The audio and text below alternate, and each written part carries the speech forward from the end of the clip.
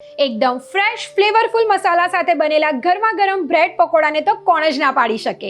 અને આજે હું એને બનાવવાની છું Fortune refined cotton seed oil અને ફોર્ચ્યુન બેસનમાંથી. સૌથી પહેલા ફ્રેશ મસાલો બનાવવા માટે કોથમીર, લીમડો, લીલા મરચા, લસણ, સૂકા ધાણા, જીરું અને મીઠું લઈને એને અધકચરું ક્રશ કરીને ફ્રેશ મસાલો તૈયાર કરી લઈશું. પછી પેનમાં તેલ ગરમ કરી રાઈ અંદર ઉમેરી રાઈ તતડે ત્યાર પછી ફ્રેશ મસાલો સારી રીતે સાંતળીને અંદર મીઠું, હળદર, બાફેલું બટાકું ઉમેરી મિક્સ કરી લીધા બાદ અંદર લીંબુનો રસ એડ કરી સારી રીતે મિક્સ કરીને એકદમ ફ્લેવરફુલ મસાલો તૈયાર કરી લઈશું. પછી બ્રેડની 2 સ્લાઇસની ઉપર બટર, તીખી લીલી ચટણી ઉમેરી ઉપર બટેકાનો માવો સારી રીતે ફેલાવી ચીઝની 1 સ્લાઇસ મૂકીને બીજી બ્રેડની સ્લાઇસથી એને કવર કરીને એને કટ કરી લઈશું.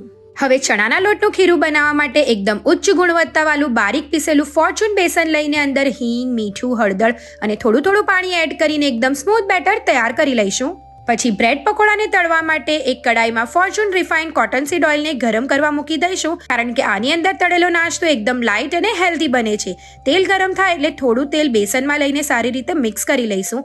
આ તેલનો સ્મોકિંગ પોઈન્ટ હાઈ હોવાના કારણે ડીપ ફ્રાય માટે એ એકદમ બેસ્ટ છે ને એની અંદર તળેલી વાનગીના ટેસ્ટમાં નેચરલ ફ્લેવર જળવાઈ રહે છે. તો જોયું, પકોડાએ તેલ એકદમ ઓછું શોષ્યું છે અને ફ્લેવરમાં તો એકદમ બેસ્ટ છે. તો આજે જ લઈ આવો ફોર્ચ્યુન બેસન અને કોટન સીડ ઓઇલ અને દરેક વાનગીને કરો એન્જોય.